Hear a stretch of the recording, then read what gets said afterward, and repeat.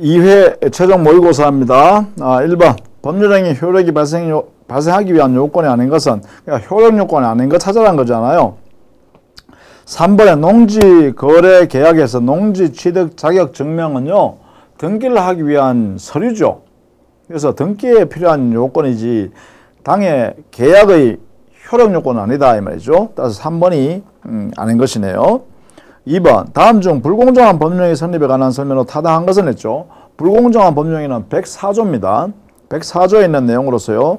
자, 이게 5번을 보시면 되겠네요. 폭행행위는 피해자에게 궁박 상태가 존재한다는 사실에 대한 인식만으로 충분하지 않다. 이용할 의사가 있어야 되죠. 그걸 알고 이용할 의사가 있어야 된다라는 의미잖아. 그죠? 그래서 폭리자에게는 피해자의 궁박 상태를 이용할 의사를 가지고 했어야 한다. 이런 이야기죠.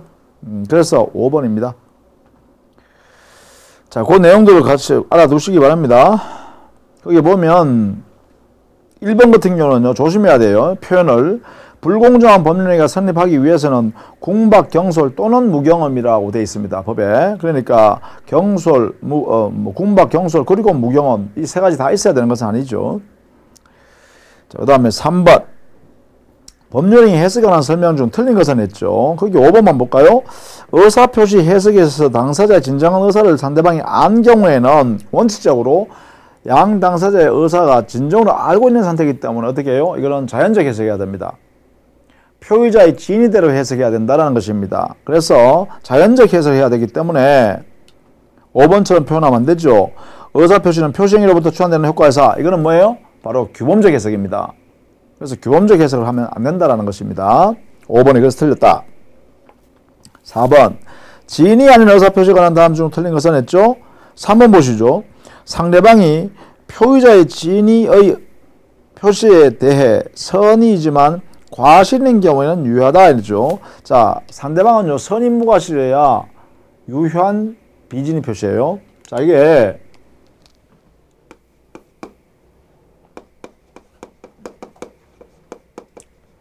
비진의 표시 행위는 자, 유효다라고 할 때, 그 다음에 비진의 표시가 무효다라고 할 때, 자, 원칙은 유효잖아요. 원칙. 이게 예외 무효죠. 자, 이때 예외 무효가 되기 위해서는 상대방이 어떤 사람이어야 돼요? 상대방이 알았거나 악의 또는 알 수 있었을 거 이랬잖아요. 이런 상태가 되면 무효가 되죠. 그러면 여기에 유효가 되기 위해서는요, 상대방은 어떤 사람이어야 되나요? 악의도 아니어야 되고 과실도 아니어야 되잖아요. 두 개 다 아니어야 유효가 되겠죠. 따라서 상대방은 선의이고 무과실이어야 되겠죠. 선의이고 무과실이어야 유효하다 이렇게 되겠죠. 그래서 이걸 조심해야 된다는 것입니다. 그래서 3번이 틀렸네요. 이 유효하기 위해서는 상대방이 선의이고 무과실까지 다 갖춰야 돼요. 자, 이런 의미를 알아두시고 나머지는 뭐 그대로 한번 읽어봐 두시면 되겠죠. 1번 진이라는 것은 특정한 내용을 의사표시를 하고자 하는 생각이지, 그죠? 표의자의 내면에 바라고 하는, 진정으로 바라는, 희망하는 바를 말하는 것은 아니죠. 그렇게 정리하시면 되겠네요. 자, 5번. 통정의 표신 무효는 선의재산에 대항하지 할 수 없는데 제3자에 해당하지 않는 자는 했네요. 1번이죠. 채권 양도, 채권을 가장 양도했을 때 채무자, 이 채무자는 종전의 의무자잖아. 그죠? 그래서 보통 107조부터 110조까지에 있어서 제3자라는 것은 여기에 무효 또는 취소 사유인데 이 무효 취소의 대상이 되는 행위를 기초로 하여 새로운 이해관계를 맺은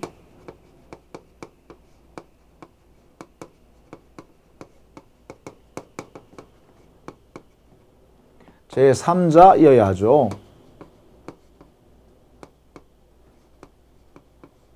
그렇죠? 이게 새로운 이해관계를 맺어야 돼요. 그 다음에 기초를 삼아야 돼요. 이렇게. 그러니까 1번의 경우는 채무자는 뭐예요? 종전의 채권 채무관계로서 존재했던 채무자잖아요. 그러면 새로운 이해관계인이라고 할 수가 없다라는 것이죠. 그래서 1번이 되겠네요. 6번 대리인에 관한 설명으로 틀린 것은 했는데 1번 보시죠. 복대리인은 그의 권한 내에서 대리인의 이름으로 법령을 한다 했는데 복대리인은 누굽니까? 이 선임 행위는 선임 행위, 선임하는 사람은 대리인이 하죠. 대리인이 선임하죠. 그런데 선임을 해버리면 이 복대리인은 뭐냐? 바로 본인의 대리인이 되어버리죠. 본인의 대리인으로서 언제나 이미 대리인이다. 이렇게 되죠. 이걸 반드시 알아두셔야 됩니다. 복대리인의 지위입니다. 지위. 본인의 대리인이고 언제나 이미 대리인이다. 이렇게요. 따라서 본인의 대리인이니까 뭐예요? 현명을 해야죠. 현명할 때 누구 이름을 나타내야 돼요? 본인의 나타내야 돼요. 본인의. 대리인 나타내는 게 아니라. 그죠? 따라서 1번이 틀렸다. 7번. 갑은 남편 을의 부동산을 몰래 담보로 제공하고 병으로부터 금전을 차용하기로 마음먹었다. 갑과 공모한 정은 위조된 을의 신분증을 사용하여 자신이 을인 것처럼 행세하면서 병으로부터 금원을 대출받고 담보 목적으로 을 소유 부동산에 저당을 설정해 주었다. 다음 설명서 옳지 않은 것은 했는데 그 4번 보세요. 남편 을은요. 병에게 저당권 등기 말소를 청구할 수 있겠죠. 왜냐하면 이때 정은요. 갑과 공모한 정, 부인과 공모한 정요. 정은 위조된 을의 신분증을 사용해서 자신이 을로부터 행세했고 그리고 대출을 병한테 받았을 때 이 본인 남편 을이요. 을은 귀책 사유가 없어요. 아무런 잘못이 없다 이 말이야. 아무런 잘못. 자기의 이름을 위조해서 서류를 위조해가지고 몰래 가져간 사람들인데 어떻게 하겠어요? 그죠? 따라서 이 사람한테 책임을 물을 근거가 없죠. 즉 표현대리 근거가 뭐예요? 본인의 지위에 있는 사람의 잘못이 있어야 돼요. 책임이 있어야 돼요. 책임 물을 만한 책임. 그러니까 이때는 당연히 뭐예요? 그 저당권, 근저당권 설정계약은 무효인 저당권 설정계약이죠. 저당권 설정계약은 협의의 문건에서 무효예요. 무효. 그러니까 이 저당권 설정계약에서 이루어진 저당권 등기 역시 무효인 등기죠. 그러니까 당연히 무효인 등기니까 본인 즉 소유자인 을은 자기의 의사와 또 자기의 잘못 없이 이루어진 그 행위에 대해서는 뭐예요? 이 등기 말소를 청구할 수 있어야겠죠. 책임질 이유가 아무런 이유가 없기 때문에 그렇습니다. 따라서 을은 병에 대하여 저당권 등기를 가지고 있는 병에 대하여 등기 말소를 청구할 수 있다고 해야 됩니다. 자, 물론 보세요. 정은 을의 대리인 아니죠? 그 다음에 2번 병은 정에게 대여금 반환을 청구할 수 있다? 병이 정한테 대여금 청구할 근거도 또 없어요. 아, 그렇죠. 정은 정이라는 사람은 을을 대신해서 돈을 빌려간 사람이니까 정이 채무자죠. 그렇죠. 그러니까 병이라는 사람은 돈 빌려준 정한테 청구해야겠네. 그죠? 뭐 그러겠네요. 자, 이런 식으로 정리를 해둬야 됩니다. 3번과 4번 잘 보세요. 3번 병은 을에게 권한을 넘은 표현들을 물을 수 없다. 이유가 뭐기 때문에 그래요? 뭐기 때문에? 바로 이거죠. 아무런 기초사유 없이 이루어졌기 때문에 표현대를 성립할 수 없기 때문에 그렇습니다. 그렇죠? 그래서 이 거래행위 자체가 무효인 거래행위로 나타나요. 을과의 관계에서는. 그죠? 본인 을과의 관계에서는 이 거래행위가 무효일 뿐입니다. 무효. 그래서 이 등기 말소를 청구할 수 있다. 이런 게 되죠. 자, 이거 정리를 꼭 해 두십시오. 자, 8번. 토지거래 허가구역 내 토지에 관하여 거래 허가를 받기 전에 체결한 매매 계약에 관한 설명으로 틀린 것은 했네요. 토지거래 허가구역에서 허가받기 전이면 유동적 무효 아닙니까? 그죠? 따라서 8번 문제는 유동적 무효에 관한 우리 판례 이론을 묻고 있는 겁니다.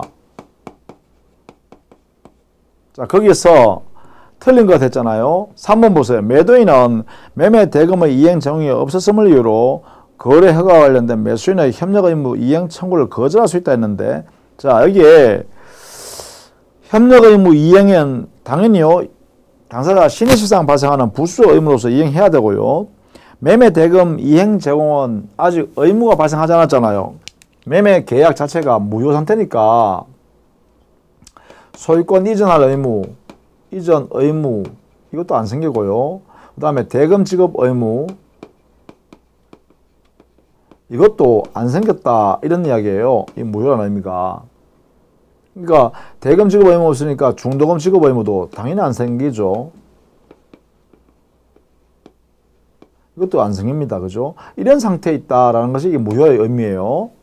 그래서 여기 있는 3번 지문이 틀린 지문으로 해석해야겠다. 9번 무효와 취소에 관한 다음 기술 중 타당치 않는 것은 했는데 5번 보시죠. 취소 여사 표시에 착오, 사기, 강박, 행위 능력, 행위 무능력은 제한 능력으로 바꿔야겠죠. 여기에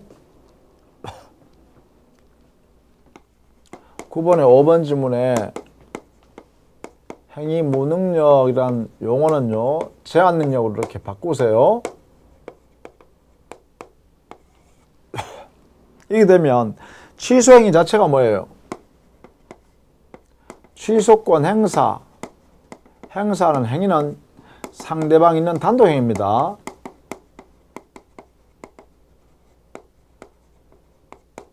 단독 행위니까 뭐예요? 법률 행위죠. 오케이, 그죠? 취소권 행사가 법률 행위예요. 이 법률 행위에, 취소권 행사는 이 행위에 착오가 있다. 만약에 사기강박이 있다. 또 제한 능력 사유가 있다. 할 때요. 제한 능력자 스스로가 할 때는 유효지만 이런 경우는 취소할 수 있죠. 그죠? 요거는 취소 못합니다. 제한 능력자가 취소권 행사했을 때는 따라서 5번에 취소 여사 표시에 착오, 사기, 강박은 취소할 수 있지만 행위 무능력, 제한 능력의 경우는 다시 취소할 수 없습니다. 왜냐하면 우리 민법에 여기에 조심해야 되죠. 취소권 행사할 수 있는 사람 누굽니까? 이걸 취소권자라고 그러죠. 취소권자에는 제한 능력자 스스로가 취소할 수 있는 사람으로 정해져 있단 말이에요. 착오에 넣어서 표시한 자, 하자에 넣어서 표시한 자, 그죠? 그러면 이 사람 자체가 뭐예요? 이 사람 자체가 취소권을 갖고 있는 사람이죠. 따라서 이 사람은 취소권 행사는요, 정당한 취소권 행사이기 때문에 이 제한 능력한 이 취소권 행사 행위를 취소할 수는 없다. 이걸 취소 못한다. 이거는 취소할 수 있어요. 이거는 가능해요. 즉 취소하는 당사자가 사기를 당해서 취소권을 행사하게 됐다든가 착오에 빠져서 취소권 행사하게 됐다라고 하면 그때는 그 단독행위인 취소권 행사 행위를 자체를 취소할 수 있다 이 말이에요. 요 말의 의미를 잘 이해해 두시기 바랍니다. 요거요. 9번. 그 다음에 10번 가볼까요? 10번. 조건과 기한에 관한 설명을 맞는 것은 했죠. 4번 보면 전조건의 성취에 대한 증명책임, 입증책임이죠. 입증책임은 그 조건의 성취로 법령의 효력이 발생하였다고 주장하는 자다. 그렇죠? 정조건의 성취에 대한 입증책임은 효력을 주장하는 사람이 합니다. 그런데 이게 그 행위가 조건부 법률행위다 라고 하는 사람은 그것은요, 그래요. 당의 효력을 부정하는 사람이 그거는 조건에 붙어 있는 행위잖아. 이렇게 입증해야 됩니다. 그 의미를 잘 알아두시기 바랍니다. 자, 1번 같은 경우에는 과거의 사실은 조건이 될 수 없죠. 왜? 조건의 개념 자체가 장래의 불확실한 사실이잖아요. 즉 장래의 사실 중에서도 장래의 불확실한 사실에만 이 조건이 가능하죠. 자, 이렇게 정리해 두셔야 되고 2번의 경우는 법령이 성립에 관해서가 아니라 법령이 효력 발생 소멸에 관해서 적용되는 거잖아요. 그래서 조건은 법령이 성립에 관하여 하면 틀려요. 그렇게 정리해 두시면 되겠죠. 자, 11번.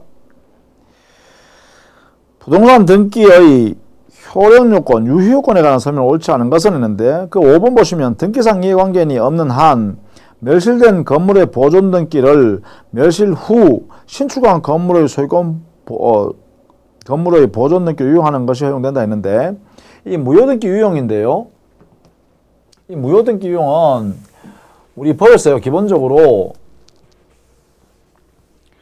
인정하는 범위가요. 모든 걸 다 인정하는 거 아닙니다. 그죠? 무효등기 유용을 어디까지만 사학난 등기에서만 무효등기 유용을 인정한다라는 것이에요.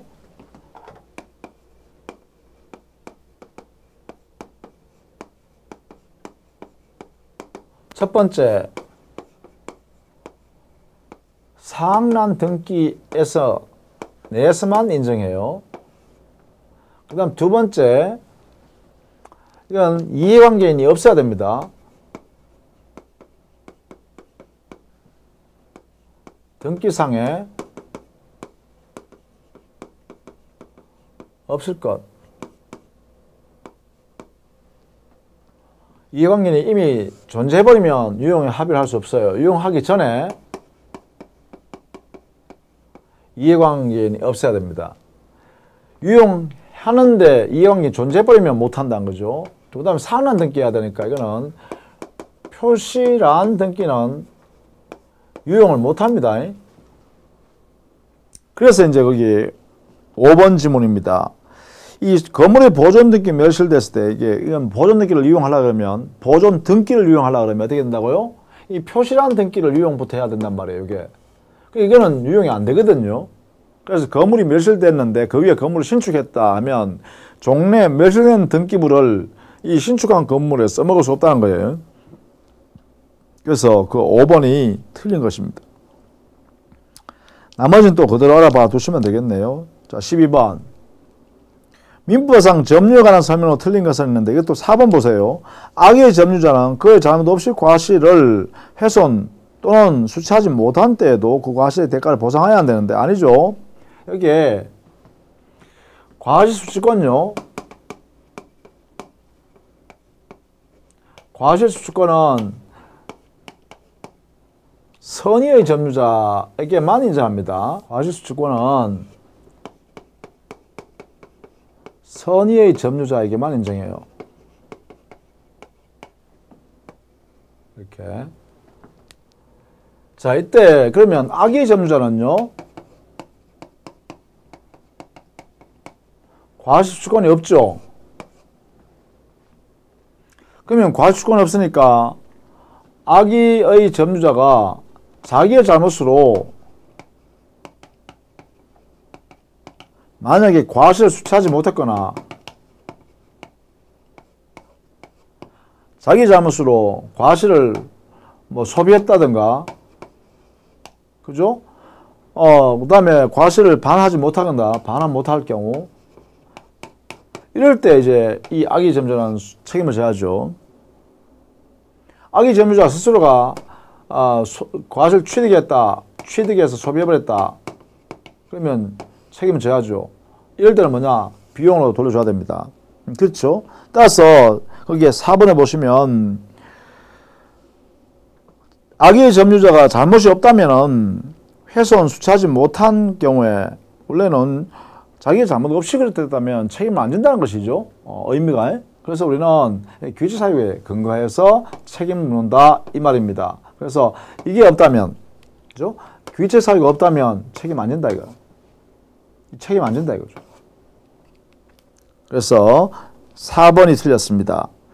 규칙 사유 없는 상태로 훼손 수취하지 못한 때에는 대가를 지급할 필요 없죠.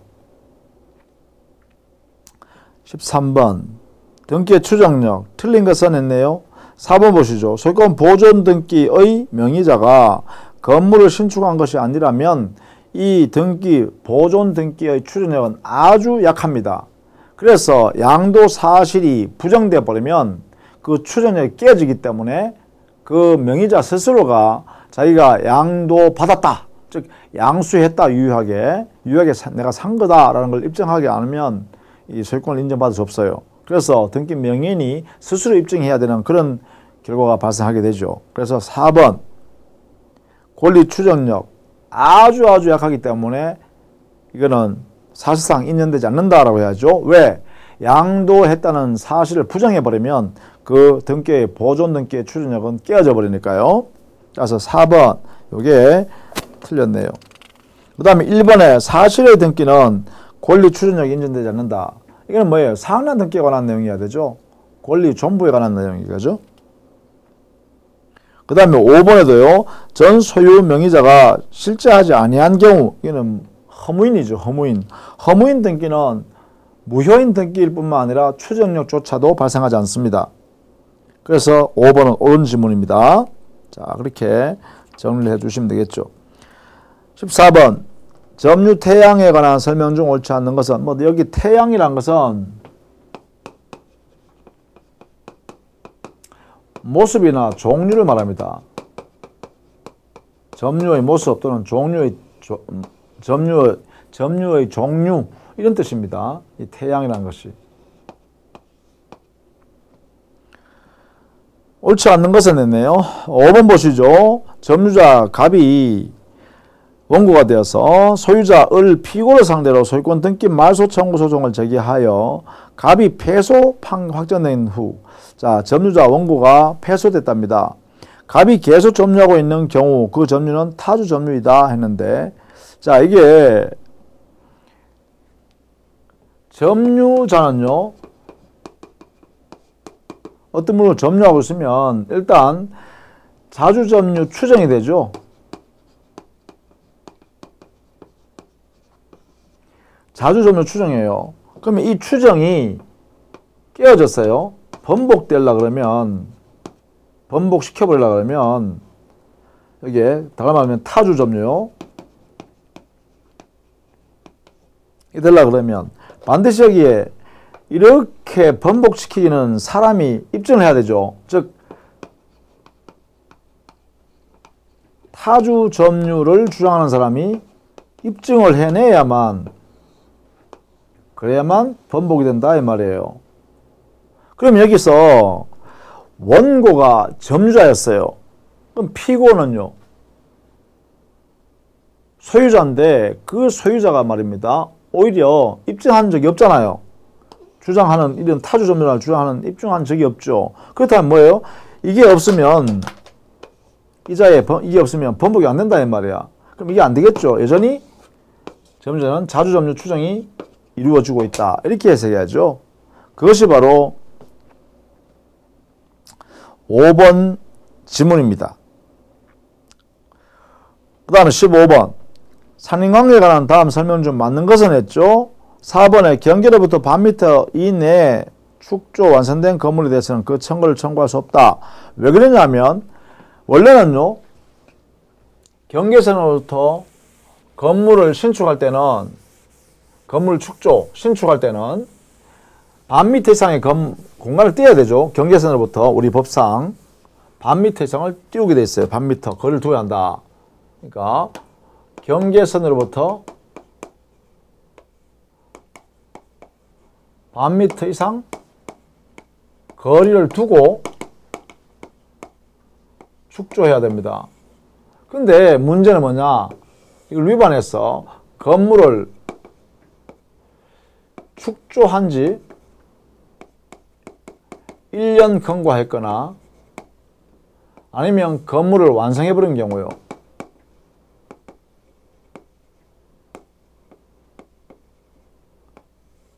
이런 경우에는 이 반 미터 이상 거리를 두어라 하는 이걸 위반한 경우에도 철거 청구는 안 된다라고 돼 있어요. 그럼 뭐로 해야 되냐? 이걸 위반한 경우는 결국은 뭐로 해야 된다? 손해배상만 청구할 수 있을 뿐이다. 이렇게 되겠죠. 이렇게. 자, 이것을 여러분이 알아두셔야겠습니다.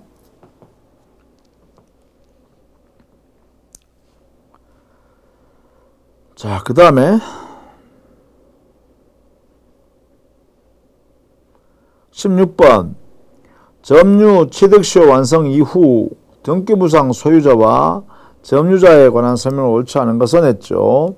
자, 거기에 5번 한번 볼까요? 나머지 쭉 그대로 여러분 숙지해 주시고 5번 시효 취득자가 시효 취득 완성한 후 원소유자에 의하여 목적 토지에 설정된 근저당권의 피담보 채무를 변제했다. 이걸 좀 알아두셔야 돼요. 판례인데 이런 경우에는 후에 원소유자에게 대위 변제 이유로 구상권 행사할 수가 있다라고 했는데 우리 판례는 안 된다 그랬어요.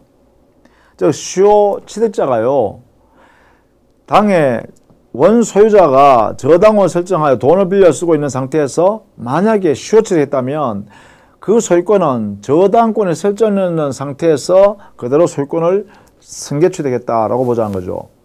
시효 취득자가요. 우리 판례가요. 그래서 그 시효 완성을 주장하여 소유권을 취득하는 이 당사자는 자기가 저당권자에게 변제했다는 것은 자기 채무를 변제한 걸로 인정해버립니다. 그게요.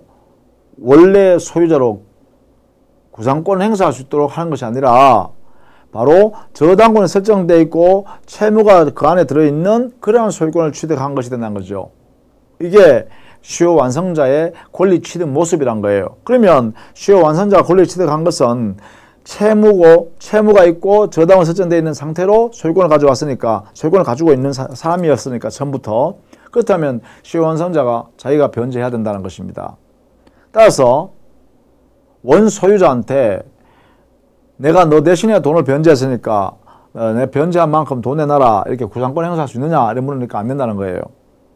이게 5번 질문이 그래서 틀렸어요. 이 판례도 여러분 알아두셔야 됩니다. 17번 부합에 관한 설명을 옳지 않은 것은 했죠. 자, 2번이죠. 이거는 부합한 동산의 주종을 구별할 수 없는 때는 동산의 소유자는 현재 가액의 비율로 합성물을 공유한다가 아니고 부합 당시의 가액 비율로 공유합니다. 부합 당시의 가액 비율로, 당의 물건의 가액 비율로 공유합니다.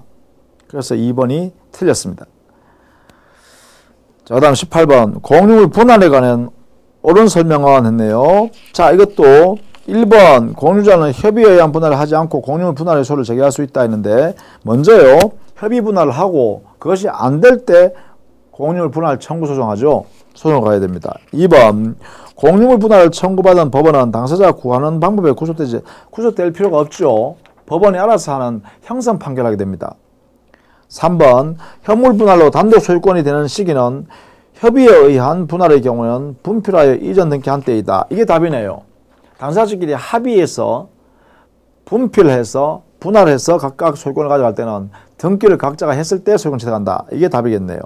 따라서 3번이 옳다. 그죠? 4번 공유자의 채무를 담보하기 위하여 그 지분 위에 저당을 설정한 저당권은 해당 공유자가 저당 채무자이므로 특별한 합의가 없는 한 공유자 취득한 분할 위로 집중되는 것이 아니라 종전의 지분이 그대로 남아있고요. 그 지분 위에 그대로 저당권 남아있을 뿐입니다.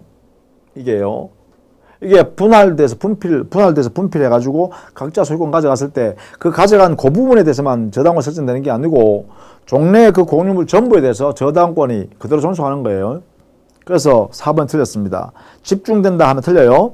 5번 재판상 분할이 있는 경우 각 공유자는 다른 공유자 또는 제3자 분할로 인하여 취득한 물건에 대하여 종전 지분의 비율로 매도인 담보 동일한 담보 책임이 있다. 이러한 담보 책임으로는 손해배상, 대금 감액, 해제가 있는다.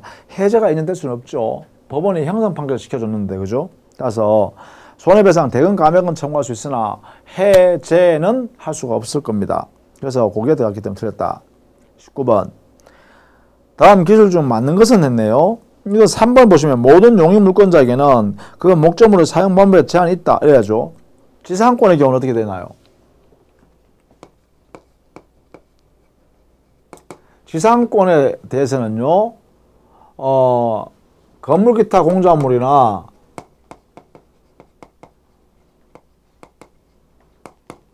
수목을 소유하기 위하여 이래 돼 있죠. 이게 목적 아니에요, 그죠? 지상권 설정 목적. 지역권의 목적은 뭐죠? 지역권은 자기 토지의 편익을 증대하기 위하여 되죠? 자기 토지 편익. 그 다음에 전세권의 목적은 뭐죠? 전세권은 이것은 당의 부동산 용도에 조차 사용해야죠.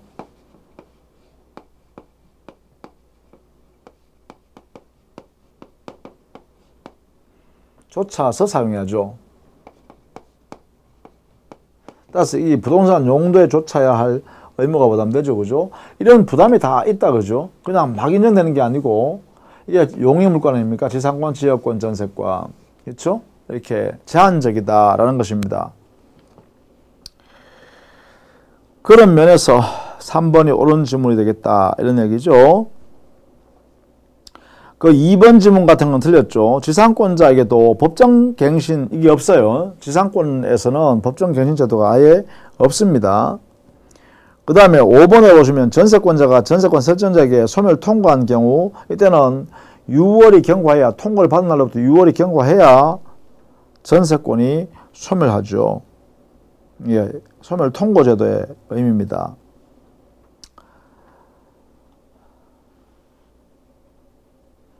그 다음에 20번 다음 중 B가 C에 대하여 거물 명도를 청구하는 경우에 C가 법정지상을 주장할 수 있는 것은 했는데 5번 지문 한번 볼까요? 먼저 법정지상권은요 기본적으로 그 요건을 우리가 알아두셔야 되겠죠. 당연히. 그죠? 그 내용은 다음과 같은 내용으로 됩니다. 어떤 내용이냐면 법정지상권이 인정되기 위해서는 최소한 토지 위에 건물이 일단 존재해야 됩니다. 그렇죠? 요건을 보면 법정지상권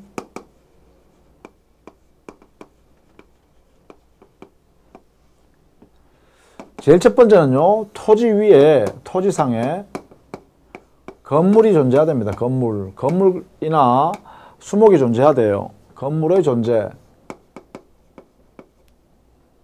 이게요. 그 다음 두 번째 이 토지 소유자하고 이 건물 존재하는 건물 소유자가 동일하게 있어야 됩니다.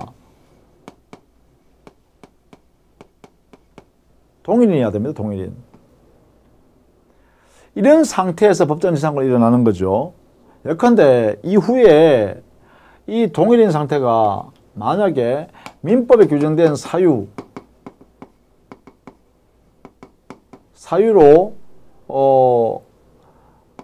다르게 되면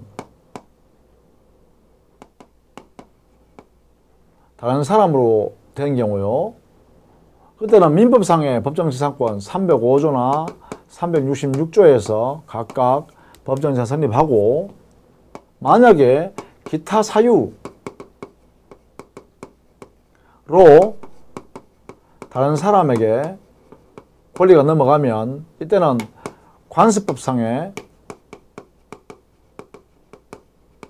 법정지상권이 이렇게 만들어지겠죠. 이렇게 우리는 이야기하고 있다 이 말이죠.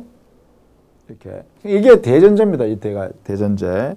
그러면 거기 5번 지문 보면 A는 토지와 건물을 소유하고 있는데 토지에 대하여 B를 위한 저당권을 설정하였다. 그 후에 A는 건물을 C에게 양도하였다.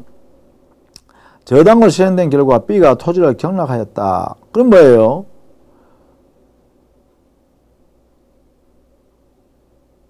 이게